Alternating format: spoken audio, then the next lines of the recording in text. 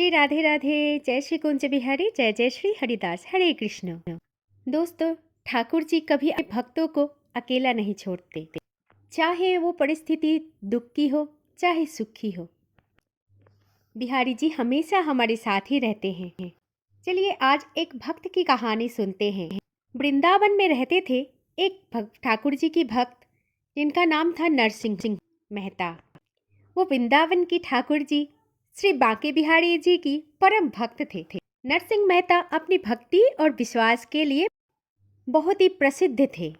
उनके जीवन में भी बहुत कठिनाइयाँ आई थी, लेकिन अनेकों कठिनाइयों की बावजूद भी ठाकुर जी के प्रति उनकी आस्था में कभी कमी नहीं आया था, और इसी कारण ठाकुर जी भी उनकी भक्ति से सदैव प्रसन्न रहते थे। और जब भी उनको सहायता की जरूरत होती तब भी समय समय पर आकर उन्हें सहायता भी रहते थे। दोस्तों, आज की कथा उनके पुत्र के विवाह की समय की है, और उस विवाह में ठाकुर जी उनकी लाज भी रख लिया था और अपनी दिव्य लीला का प्रदर्शन भी किया था। नरसिंह मेहता का पुत्र का विवाह एक बड़े सेठ की बेटी से तय हुआ था।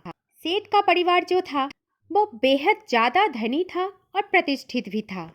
लेकिन जब सेठ को पता चला कि नरसिंह मेहता उनके बराबर की नहीं है, क्योंकि नरसिंह मेहता आर्थिक रूप से बेहद कमजोर थे, तभी सेठ जी बहुत चिंतित हो गया, क्योंकि उन्हें लगा था कि उनकी बेटी को शायद ऐसा वर नहीं मिलना चाहिए था जिसकी कोई भी आर्थिक स्थिति नहीं हो, जिसकी आर्थिक स्थिति ही अनिश्चित हो। उनके घर में अपनी बेटी का ब्याह कैसे कराएंगे। ऐसे ही सोचते सोचते एक दिन सेठ ने नरसिंह मेहता के घर में एक पत्र भेजा। उस पत्र में लिखा था, बारात के लिए कुछ शर्तें भी रखी थी। पत्र में ये लिखा था कि बारात में जो हाथी घोड़े नगाड़े बजाने वाले और लालटेन लेकर चलने वाले और आभूषणों से सजे बाराती उनके बेटी की विवाह में जरूर होने चाहिए, और अगर ये व्यवस्था हो सके तो ही इस विवाह संपन्न होगा। ये लिखकर सेठ ने पत्र के ऊपर जय श्री कृष्ण लिख दिया था, और फिर उस पत्र को नरसिंह मेहता के पास भिजवा दिया। जब नरसिंह मेहता के पास उस पत्र पहुंचा और फिर नरसिंह मेहता ने उस पत्र को खोल के देखा, तो जय श्री कृष्ण देखकर उन्होंने कहा, अरे ये तो ठाकुर जी का पत्र है। और फिर उन्होंने ये पत्र खोला भी नहीं था, बल्कि इन पत्रों को ठाकुर जी के चरणों में जाके रख दिया, और ठाकुर जी के सम्मुख जाके प्रार्थना करते हुए मन ही मन बोले, हे बिहारी जी, ये पत्र आपके नाम पर है, और इस पत्र में जो कुछ भी लिखा है वो बस आप ही की जिम्मेदारी है। ये बात सुनकर ठाकुर जी बेहद प्रसन्न हुए थे। ठाकुर जी तो इस बात से प्रसन्न हुए थे कि नरसिंह मेहता को कितना भरोसा था ठाकुर जी पर, कि बिना पत्रों को खोल के ही ठाकुर जी पर सारी जिम्मेदारियां सौंप दिया। नरसिंह मेहता का ये विश्वास को देखकर ठाकुर जी प्रसन्न भी हुए और मुस्कुराते हुए बोले, नरसिंह मेहता, तुम्हारा विश्वास तो अद्भुत है। तुम बस बारात लेकर चलो और बाकी सब कुछ मैं देख लूंगा। फिर नरसिंह मेहता ने ठाकुर जी की वचनों पर मन प्राण लगाकर भरोसा किया, और भरोसा करते हुए पुत्र की विवाह का बारात ले जाने की तैयारियां शुरू कर दी। और फिर नरसिंह मेहता ने बहुत ही साधारण तरीके से अपने पुत्र को घोड़ी पर बिठाया और कुछ 4-5 बारातियों के साथ निकल गया। लेकिन दोस्तों, ठाकुर जी तो हमेशा से भक्त की लाज ही रखते आए हुए हैं। जो भी उन पर विश्वास रखे, ठाकुर जी कभी उनका विश्वास तोड़ते नहीं हैं। इधर जैसे ही बारात आगे बढ़ी और फिर चमत्कार होने शुरू हो गया।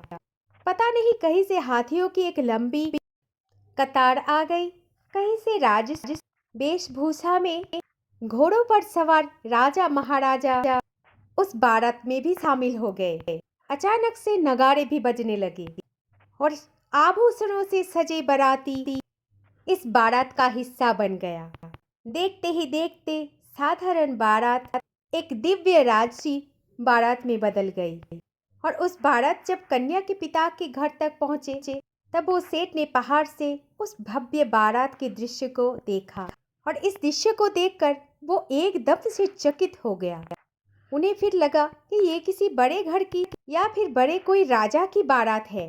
और सबसे आगे नगारों के बीच में स्वयं बिहारी जी ठाकुर जी था, जो सुंदर नृत्य करते हुए बारात का नेतृत्व कर रहे थे। ये अद्भुत दृश्य को देखकर उस सेठ का सारा अभिमान चूर चूर हो गया।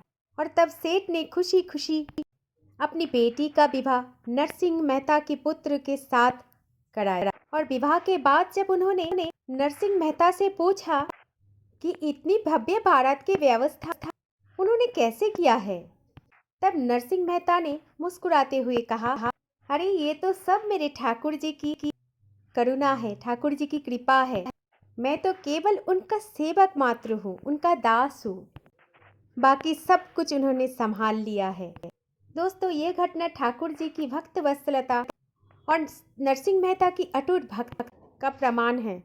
इस कहानी बस ये दर्शाता है कि जब भी भक्त अपनी मन की पूरी श्रद्धा और विश्वास से भगवान को पुकारता है, भगवान के ऊपर निर्भर कर लेता है, तो भगवान स्वयं चले आते हैं उनकी लाज रखने के लिए। दोस्तों, आज भी नरसिंह मेहता और ठाकुर जी की ये सुंदर कथा भक्तों को ये प्रेरणा देती है कि विश्वास और भक्ति के साथ हर समस्या का समाधान हो सकता है। बस अपने मन को शांत करके भगवान पर विश्वास रखिए, क्योंकि वो हमेशा हमारे साथ ही रहते हैं। उन्हें सब कुछ पता है। वो बस आपके विश्वास के लिए अपेक्षा करते हैं कि कब आप और हम अपने विश्वास के साथ उनको पुकारें।